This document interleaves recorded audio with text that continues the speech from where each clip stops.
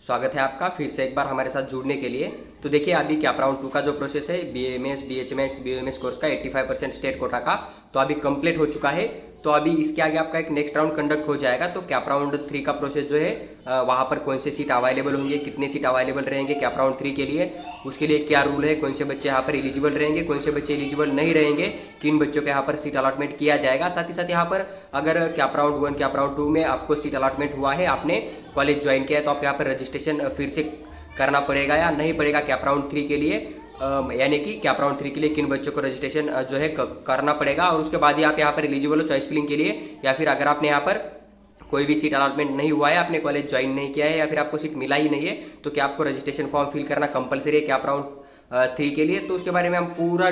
Discuss करेंगे। तो आप पूरा वीडियो देखिए, आपका हर एक डाउट यहाँ पर क्लियर हो जाएगा। लेकिन इससे पहले देखिए एक बात ध्यान रखिए, अगर आपको कोई भी डाउट इस वीडियो को देखने के बाद तो कोई डाउट आपका बचना नहीं चाहिए, लेकिन फिर भी कैप राउंड 3 के लिए आपके मन में कोई सवाल रह जाता है ना, तो आप उसको आप कमेंट के अंदर कमेंट कर दीजिए। मैं उसका रिप्लाई आपको देने की पूरी कोशिश करूंगा और नेक्स्ट वीडियो के अंदर उसके बारे में हम पूरा डिटेल में चर्चा करेंगे कि आपने जो डाउट कमेंट किया था तो उसके बारे में हम पूरा डिटेल में चर्चा करेंगे। लेकिन देखिए आप अगर चैनल के ऊपर पहली बार आए और आपको ऐसे इन्फॉर्मेटिव वीडियो चाहिए आने वाले समय में एमबीबीएस से लेकर बीएससी नर्सिंग महाराष्ट्र स्टेट, साथ ही साथ ऑल इंडिया कोटा के थ्रू अगर आप किसी भी स्टेट में एडमिशन करना चाहते हो तो आप चैनल को सब्सक्राइब करके हमारे साथ बने रहिए, ताकि जब भी हम कोई इन्फॉर्मेशन शेयर करेंगे तो सबसे जल्दी आपको मिल जाएगा। हम बात करें कैप राउंड 3 का अभी जो प्रोसेस चलेगा ना, तो उसके लिए क्या रूल है। सबसे पहले हम बात करेंगे कि अवेलेबल सीट फॉर राउंड 3 के लिए यहाँ पर कौन से सीट वैकेंट होंगे। तो सबसे पहले आप यहाँ पर रीड कर सकते हो, देखिए seat not allot during round 2। अभी जो आपका राउंड 2 हो चुका है ना, वहाँ पर जो सीट अलॉट नहीं किया है तो पूरे के पूरे सीट जो है ना आपके कैप राउंड 3 का जो प्रोसेस चलेगा ना, तो कैप राउंड 3 के अंदर आपको देखने को मिल जाएगा। मतलब क्या है इस वर्ड का यही मतलब है कि मान लीजिए कोई एक्स नाम का कॉलेज था, वहाँ पर टोटल 100 सीट थे बीएमएस के लिए, लेकिन क्या हुआ है इनमें से जो 70% जो सीट थे ना आपके स्टेट कोटा के थ्रू फिल किया जाता है। बीएमएस प्राइवेट कॉलेज के अंदर की बात कर रहा हूँ मैं, और गवर्नमेंट के अंदर 85% जो सीट होते हैं ना आपके फिल किया जाता है, जो कि आपके स्टेट कोटा के थ्रू होता है। तो उनमें से देखिए जो आपके 100 सीट थे कोई एक्स कॉलेज के अंदर, उनमें से जो 85% सीट होते हैं ना, तो आपके गवर्नमेंट बीएमएस के स्टेट कोटा के थ्रू फिल किया जाएगा। लेकिन राउंड 1 राउंड 2 में कुल मिलाकर अगर आपको यहाँ पर सिर्फ 80 सीट अलॉट हो गए होंगे, तो बचे हुए 5 सीट आपके जो है यहाँ पर नेक्स्ट राउंड यानी कि थर्ड राउंड के अंदर वो अलॉट किया जाएगा। इस बात को समझ लीजिए। उसके बाद इन्होंने यहाँ पर नेक्स्ट एक पॉइंट बोल दिया है कि seat vacant due to the non joining cancellation by student allotted round 2। अभी इसका मीनिंग क्या होता है कि अभी राउंड 2 जो रिजल्ट आया ना, तो इसके अंदर जिन बच्चों को सीट अलॉट किया गया है, लेकिन कुछ स्पेशल रीजन की वजह से या फिर कुछ बच्चे यहाँ पर फ्री एग्जिट ले लेंगे, प्लस ये भी रीजन हो सकता है कि कुछ बच्चे यहाँ पर एडमिशन कैंसिल करा देंगे जिन्होंने कि राउंड 1 के अंदर ज्वाइन कर लिया था, लेकिन अभी उनका प्लान बन चुका है कि नहीं मुझे बीएमएस को कंटिन्यू नहीं करना है, मुझे ड्रॉप लेना है और एमबीबीएस के लिए जाना है, या फिर राउंड 1 में कोई कॉलेज उन्होंने ज्वाइन कर लिया था लेकिन राउंड 2 में बेटरमेंट नहीं हुआ है, तो उनका एक प्लान बन सकता है कि नहीं मैं अभी फ्री एग्जिट ले लूंगा, इस सीट को छोड़ दूंगा और ड्रॉप के लिए जाऊंगा। तो वो जो बच्चे कैंसिल करेंगे ना एडमिशन, तो उनके भी सीट आपको पूरे के पूरे जो है राउंड 3 के अंदर देखने को मिल जाएगा। साथ ही साथ देखिए प्लस में और एक यहाँ पर कंडीशन बन सकता है। क्या कंडीशन बन सकता है कि कुछ बच्चे इस तरह के जिनको प्राइवेट कॉलेज का सीट अलॉटमेंट हो सकता है, लेकिन उनके पास कोई फीस देने के लिए फीस नहीं है, या फिर अगर वो डॉक्यूमेंट फिजिकली वेरिफिकेशन के लिए जाते हैं और उनके पास कोई डॉक्यूमेंट अवेलेबल नहीं होगा, या डेट जो वैलिड डेट है उसके अंदर अगर डॉक्यूमेंट नहीं होगा, तो उनको रिजेक्ट कर दिया जाएगा। कि जो रिजेक्ट किए गए स्टूडेंट की सीट्स है ना, तो पूरे के पूरे सीट्स है ना, वो भी सीट्स आपके थर्ड राउंड के अंदर फिल किया जाएगा। इस बात का ध्यान रखिए। तो कुल आप यहाँ पर देख सकते हो, जो बच्चे यहाँ पर सीट अलॉटमेंट हुआ है लेकिन कॉलेज को जाके ज्वाइन नहीं करेंगे यानी कि फ्री एग्जिट ले लेंगे, तो उनके पूरे के पूरे सीट आपको थर्ड राउंड के अंदर देखने को मिल जाएगा। साथ ही साथ जो बच्चे लिया हुआ एडमिशन कैंसिल करते हैं या फिर डॉक्यूमेंट वेरिफिकेशन के अंदर कॉलेज उनको कैंसिल करेगा, तो पूरे के पूरे सीट आपको थर्ड राउंड के अंदर देखने को मिलेगा, जो कि राउंड 2 के अंदर अलॉट किया गया था। और राउंड 1 के अंदर का भी किसी ने सीट बुक करके रखा था या फिर एडमिशन लेके रखा था रिटेंशन देके, लेकिन वो अगर 10 तारीख तक सीट छोड़ देता है बीएमएस का राउंड 2 के अंदर, तो वो भी सीट आपका थर्ड राउंड के लिए आ जाएगा। इस बात को आप थोड़ा समझ लीजिए। देखिए उसके बाद नीचे आपको एक लाइन देखने को मिल जाएगा कि जो candidates are eligible seat allotment in round 3। अभी हम बात करेंगे कि राउंड 3 के अंदर किन बच्चों को सीट अलॉटमेंट किया जाएगा, यानी कि एलिजिबल स्टूडेंट कौन से है उसके बारे में। देखिए सबसे पहले एक लाइन है कि registered candidates who did not fill choice in round 1 and round 2। देखिए मान लीजिए आपने फेज 1 में जो रजिस्ट्रेशन फॉर्म हो चुका था ना, फेज 1 वाला, या फिर आपने अभी फेज 2 के अंदर भी एक रजिस्ट्रेशन फॉर्म हुआ था बीएमएस बीएचएमएस एंड जो भी ग्रुप सी के कोर्स है ना उनके लिए, तो इन दोनों में से आपने अगर कोई भी रजिस्ट्रेशन फॉर्म सीईटी सेल का फिल किया था, लेकिन आपने क्या किया था राउंड 1 राउंड 2 जो अभी हुए हैं ना, तो इनके अंदर चॉइस फिलिंग नहीं दिया था। क्योंकि देखिए मेरे पास जब बच्चे पेड काउंसलिंग के लिए ऐड हुए ना, तो उन्होंने पेड काउंसलिंग लेने के बाद मुझे सबसे पहला क्वेश्चन यही पूछ लिया था, या फिर मैं व्हाट्सएप के ऊपर जो आपको फ्री में भी रिप्लाई करता हूँ, तो वहाँ पर भी कॉमन मुझे क्वेश्चन यही आ रहा था कि सर हमने फेज 1 के अंदर जो है रजिस्ट्रेशन फॉर्म फिल किया था, हमने MBBS का पूरा काउंसलिंग कर लिया था, लेकिन अभी हमें BAMS के लिए जाना है, यानी कि ग्रुप B के लिए जाना है, तो हमें न्यू रजिस्ट्रेशन करना पड़ेगा या नहीं। तो देखिए आपको यहाँ पर जो फेज 1 ने आपने रजिस्ट्रेशन फॉर्म फिल किया था ना, तो इसी के मतलब जो आपने वहाँ पर रजिस्ट्रेशन फॉर्म फिल किया था फेज 1 MBBS BDS के लिए, तो वो रजिस्ट्रेशन फॉर्म के थ्रू आप BAMS BHMS फिजियोथेरेपी पूरी की पूरी काउंसलिंग कर सकते हो। आपको न्यू रजिस्ट्रेशन करने की जरूरत नहीं है। अगर ऐसे कुछ स्टूडेंट है तो उनको यहाँ पर न्यू रजिस्ट्रेशन नहीं करना है, इस बात का ध्यान रखिए। तो आपने जो फेज 1 फेज 2 में रजिस्ट्रेशन फॉर्म फिल किया था ना, उसके बाद आपने राउंड 1 राउंड 2 में अगर चॉइस फिलिंग नहीं दिया होगा, तो आप यहाँ पर बिल्कुल चॉइस फिलिंग कर सकते हो राउंड 3 के लिए, और आपको यहाँ पर चॉइस दे सकते हो। उसके बाद अगर आपका जो स्कोर है वो कॉलेज के कट ऑफ रैंक के अंदर आ जाता है, तो आपको यहाँ पर थर्ड राउंड के अंदर बिल्कुल सीट अलॉटमेंट किया जाएगा। इस बात को थोड़ा समझ लीजिए। तो यही इस लाइन का मीनिंग है कि registered candidates who did not fill choice round 1 round 2, अगर आपने राउंड 1 आपने रजिस्ट्रेशन फॉर्म फिल करके रखा था CET सेल का, आपने राउंड 1 राउंड 2 के अंदर अगर चॉइस नहीं दिया है, तो आप बिल्कुल यहाँ पर पार्टिसिपेट कर सकते हो। थर्ड राउंड के अंदर आप चॉइस फिलिंग दे सकते हो। आपको कट ऑफ रैंक के हिसाब से यहाँ पर सीट अलॉटमेंट 100% किया जाएगा, जो कि आपका थर्ड राउंड यहाँ पर कंडक्ट हो जाएगा। उसके बाद देखिए नेक्स्ट पॉइंट है यहाँ पर, नेक्स्ट पॉइंट क्या है कि register candidates who participate round 1 round 2 but did not get any seat allotment in round 1 and round 2। देखिए यहाँ पर जिन बच्चे ने रजिस्ट्रेशन फॉर्म फिल किया था राउंड 1 के अंदर फेज 1 फेज 2 के अंदर, उन्होंने राउंड 1 प्लस आपका जो राउंड 2 हुआ था ना, यहाँ पर चॉइस भी दे दिया था, चॉइस फिलिंग भी आपने कर लिया था। लेकिन जो चॉइस फिलिंग आपने दे दिया था, तो मान लीजिए आपने कोई सिलेक्टिव कॉलेज डाल दिए थे, या फिर आपने पूरे के पूरे डाल दिए थे, लेकिन आपका नीट स्कोर कम था, तो इसी वजह से आपको फर्स्ट राउंड प्लस आपका जो सेकंड राउंड हुआ ना, इसके अंदर आपको अगर कोई भी सीट अलॉटमेंट नहीं हुआ है, तो आप यहाँ पर थर्ड राउंड के लिए बिल्कुल एलिजिबल हो। आप यहाँ पर चॉइस फिलिंग कर सकते हो, आपके साथ कोई भी प्रॉब्लम यहाँ पर नहीं आएगा। अगर आपने राउंड 1 के अंदर राउंड 2 के अंदर चॉइस तो कर दिया था, लेकिन क्या हुआ था, चॉइस डाल दिया था, लेकिन आपको सीट जो है नहीं मिला था, तो आप यहाँ पर बिल्कुल जो है थर्ड राउंड के लिए अप्लाई कर सकते हो। आप यहाँ पर बिल्कुल एलिजिबल हो। उसका रीजन चाहे फिर कुछ भी हो, आपका स्कोर 400 था, 410 था, लेकिन आपने सिर्फ गवर्नमेंट डाल दिए थे, फिर आपको प्राइवेट के अंदर नहीं डालना था, तो वो अभी आप यहाँ पर जो है गवर्नमेंट भी डाल सकते हो, प्राइवेट भी डाल सकते हो। तो आप थर्ड राउंड के लिए बिल्कुल एलिजिबल हो। आपको कोई भी प्रोसेस करने की जरूरत नहीं है। आप सीधा जब थर्ड राउंड का चॉइस फिलिंग ओपन हो जाएगा ना, तो उसी डेट के अंदर जो आप अपने कॉलेज के हिसाब से या फिर आपको जो लिस्ट चाहिए उसी हिसाब से आप अपना चॉइस फिलिंग कर सकते हो। आपको कोई प्रॉब्लम नहीं आएगा।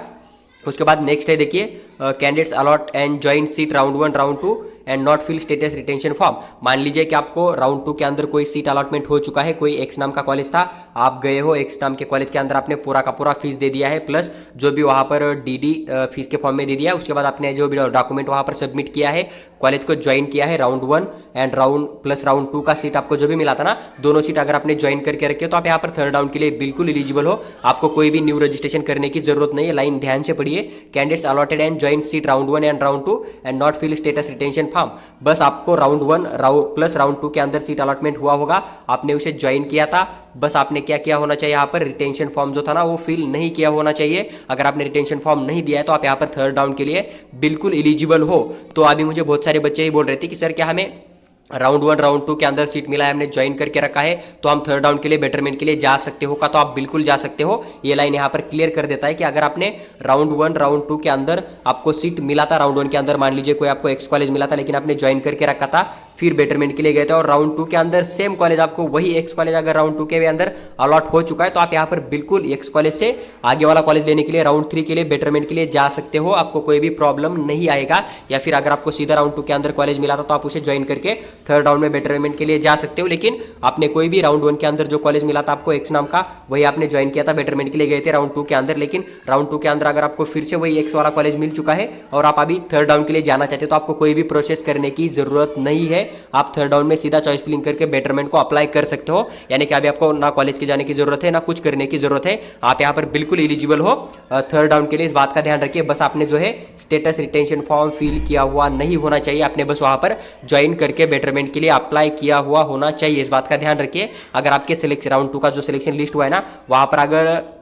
मतलब नो चेंज आ रहा है ना, तो आप यहाँ पर बिल्कुल थर्ड राउंड के लिए एलिजिबल हो। इस बात का ध्यान रखिए और आप बेटरमेंट के लिए जा सकते हो। ऐसा नहीं कि सेकंड राउंड में राउंड 1 का ही सीट मिला है तो आपको एडमिशन लेना ही पड़ेगा, आपको नहीं लेना है। आप थर्ड राउंड के लिए बेटरमेंट को बिल्कुल अप्लाई कर सकते हो। इस बात का थोड़ा ध्यान रखिए। देखिए उसके बाद एक पॉइंट है कि candidates who have registered in round 3। देखिए अभी राउंड 3 के अंदर रजिस्ट्रेशन किन किन बच्चों को करना पड़ेगा, जिनको राउंड 1 राउंड में सीट अलॉटमेंट हुआ था, यानी कि आपको राउंड 2 के अंदर सीट अलॉटमेंट हुआ था, आप यहाँ पर फ्री एग्जिट ले रहे हो, तो आपके यहाँ पर थर्ड राउंड में जाने के लिए फिर से रजिस्ट्रेशन फॉर्म फिल करना पड़ेगा, तभी आप यहाँ पर थर्ड राउंड में जा सकते हो। इस बात को थोड़ा समझ लीजिए। देखिए उसके बाद आप क्या कर सकते हो, राउंड 3 के अंदर जो बच्चे अभी तक राउंड 1 में जो फेज 1 हुआ था आपका प्लस जो आपका फेज 2 हुआ था ना, तो इन दोनों के अंदर अगर आपने रजिस्ट्रेशन फॉर्म फिल नहीं किया था तो आप थर्ड राउंड में रजिस्ट्रेशन फॉर्म फिल करके यहाँ पर फिर से थर्ड राउंड BAMS BHMS साथ ही साथ physiotherapy, occupational therapy, BPO BSLP के लिए अप्लाई कर सकते हो। लेकिन मान लीजिए कि आपने जो थर्ड राउंड हुआ था MBBS BDS का, वहाँ पर रजिस्ट्रेशन फॉर्म फिल किया था, तो आप BAMS BHMS के जो थर्ड राउंड है ना वहाँ पर चॉइस फिलिंग दे सकते हो। तो आपको फिर से यहाँ पर रजिस्ट्रेशन फॉर्म फिल करने की जरूरत नहीं है, लेकिन फिर भी आपको लग रहा है तो आप एक बार ट्राई कर सकते हो। लेकिन आपको वहाँ पर ऑलरेडी रजिस्टर्ड इस तरह से मेंशन आ जाएगा, इस बात को थोड़ा समझ लीजिए। लेकिन फिर भी मैं आपको एक बार डिटेल में बताना चाहूँगा कि अगर आपने अभी तक CET सेल का रजिस्ट्रेशन फॉर्म फिल ही नहीं किया है तो आप थर्ड राउंड के अंदर CET सेल का रजिस्ट्रेशन फॉर्म फिल करके यहाँ पर BAMS BHMS BOMS और जो भी ग्रुप C के कोर्स है BPTS BOTH BSLP के लिए, उनके लिए अप्लाई कर सकते हो। देखिए जो आपका ग्रुप C है ना, फिजियोथेरेपी, ऑक्यूपेशनल थेरेपी, BPO यानी BSLP के लिए, उनके लिए कुछ अलग रूल है थर्ड राउंड में, तो पूरे के पूरे डिटेल में एक्सप्लेन करके मैं आपके साथ शेयर करने की पूरी कोशिश करूँगा नेक्स्ट वीडियो के अंदर। तो बस आप चैनल को सब्सक्राइब करके हमारे साथ बने रहिए। देखिए ये तो आपका डाउट क्लियर हुआ कि जिन बच्चों ने अभी तक रजिस्ट्रेशन नहीं किया तो ये रजिस्ट्रेशन फॉर्म फिल करके यहाँ पर अप्लाई कर सकते हैं। उसके बाद देखिए और एक पॉइंट है कि candidates will have to fill fresh preference for round 3। Round 3 के लिए आपको नया प्रेफरेंस देना है, यानी कि जो आपने राउंड 2 के लिए अभी प्रेफरेंस दिया था तो आपका यहाँ पर 0 माना जाएगा। यहाँ पर इन्होंने मेंशन किया है कि नूल या फिर वाइड माना जाएगा जो भी प्रीवियस आपने प्रेफरेंस दे रखा था राउंड 1 प्लस राउंड 2 के अंदर, तो आपका किसी भी काम का नहीं है। आपने अगर राउंड 1 में दे दिया था प्लस राउंड 2 में दे दिया था और आप मान रहे हो कि राउंड 2 में जो दे दिया था वही कंटिन्यू हो जाएगा थर्ड राउंड में, तो ऐसी बात नहीं है, आपका वो 0 माना जाएगा। आपका जो भी प्रीवियस है यानी कि राउंड 2 के अंदर जो भी आपने दे रखा था ना चॉइस, तो आपका 0 माना जाएगा। तो थर्ड राउंड के अंदर आपको फिर से चॉइस फिलिंग करना है, इस बात को थोड़ा समझिए। इस लाइन को एक बार फिर से आप पढ़ सकते हो और खुद इसको समझ लीजिए। उसके बाद देखिए यहाँ पर इन्होंने और एक बात मेंशन किया है कि अभी कौन से बच्चे यहाँ पर candidates not eligible for round 3, यानी कि जो अभी राउंड 3 होने वाला है ना, तो यहाँ पर कौन से स्टूडेंट एलिजिबल नहीं है, इसके बारे में बात करें तो देखिए जनरली इन्होंने मेंशन किया है कि candidates who have join seat round 1 round 2 of state quota and fill status retention form. देखिए आपको मान लीजिए कि राउंड 1 के अंदर कोई एक्स नाम का कॉलेज मिला था, आपने वहां पर गए ज्वाइन किया और रिटेंशन फॉर्म दे दिया, तो आप बिल्कुल यहाँ पर सेकंड राउंड के लिए भी एलिजिबल नहीं थे और थर्ड राउंड के लिए भी आप एलिजिबल नहीं हो। अब आपको थर्ड राउंड के लिए जाना है तो क्या करना पड़ेगा, 10 तारीख तक आपने जो यहाँ पर रिटेंशन फॉर्म दे के रखा था ना एक्स नाम के कॉलेज के अंदर राउंड 1 में मिला हुआ, तो एडमिशन आपको कैंसिल करना पड़ेगा और फिर से यहाँ पर न्यू रजिस्ट्रेशन करना पड़ेगा थर्ड राउंड के लिए। फिर आप यहाँ पर थर्ड राउंड में चॉइस फिलिंग कर सकते हो, फिर एलिजिबल हो। लेकिन मान लीजिए कि आपको राउंड 1 के अंदर कोई एक्स नाम का कॉलेज मिला था, आपने यहाँ पर जाके रिटेंशन फॉर्म दे रखा था, तो आप यहाँ पर थर्ड राउंड के लिए एलिजिबल नहीं हो, इस बात को समझिए। आपको थर्ड राउंड के अंदर कोई भी सीट अलॉटमेंट नहीं होगा या फिर आपको चॉइस फिलिंग के लिए ऑप्शन नहीं मिलेगा। वही सेम कंडीशन है, अगर आपको राउंड 2 के अंदर कोई एक्स नाम का कॉलेज मिल गया है, आप वहां पर जाते हो, अपना रिटेंशन फॉर्म देते हो, तो आप बिल्कुल यहाँ पर थर्ड राउंड के लिए नहीं जा सकते हो, आप यहाँ पर चॉइस नहीं दे सकते हो। लेकिन अगर आप सिर्फ ज्वाइन करके थर्ड राउंड के लिए जाना चाहते हो तो बिल्कुल जा सकते हो, कोई प्रॉब्लम क्रिएट नहीं आएगा। अगर रिटेंशन देने के बाद भी आपको थर्ड राउंड में जाना है BAMS BHMS के लिए, फिजियोथेरेपी के लिए, तो आप क्या कर सकते हो, देखिए आपने जो राउंड 2 के अंदर कॉलेज ज्वाइन किया था, रिटेंशन दे रखा था ना, तो ये रिटेंशन फॉर्म आप बस कैंसिल कर दीजिए। 1500 आपको चार्ज देना पड़ेगा, तो इतना चार्ज पे करके आप अपना एडमिशन कैंसिल कर दीजिए। आप थर्ड राउंड में न्यू रजिस्ट्रेशन करके BAMS BHMS के लिए थर्ड राउंड में अप्लाई कर सकते हो, इस बात का ध्यान रखिए। और जो आपके ग्रुप C है उसके रील में आपको उसके रूल जो है नेक्स्ट वीडियो के अंदर मैं आपके साथ डिटेल में डिस्कशन करूंगा। तो अभी ये जो रूल है तो ग्रुप B की बात करें हम जनरली, इस बात का थोड़ा ध्यान रखिए।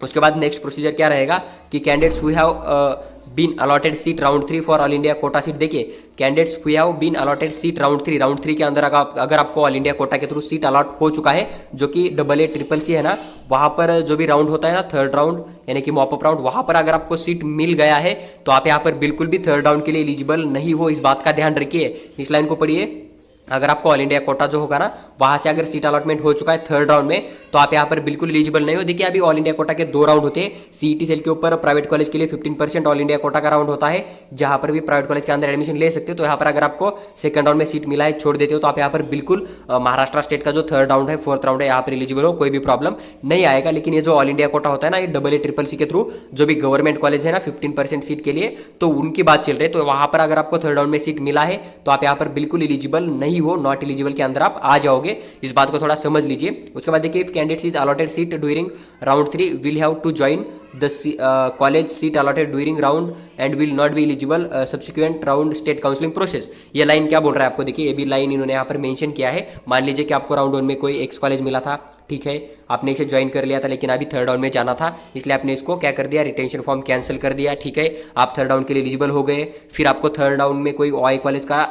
साथ सीट अलॉटमेंट हो चुका, मान लीजिए कि थर्ड राउंड के अंदर आपको कोई वाई कॉलेज मिल गया, वाई कॉलेज जो है एक्स कॉलेज से थोड़ा खराब है, यानी कि थोड़ा बेकार है, तो फिर आप सोचोगे कि नहीं मुझे जो एक्स नाम का कॉलेज मिला था राउंड 1 राउंड 2 के अंदर, तो वही ज्वाइन करना है, तो आपको ये चांस नहीं मिलेगा। आपको जो वाई कॉलेज अलॉट हो जाएगा ना वही लेना पड़ेगा, जो कि आपका थर्ड राउंड में सीट अलॉटमेंट हो चुका है, तो वही वाई नाम का कॉलेज आपको लेना ही पड़ेगा।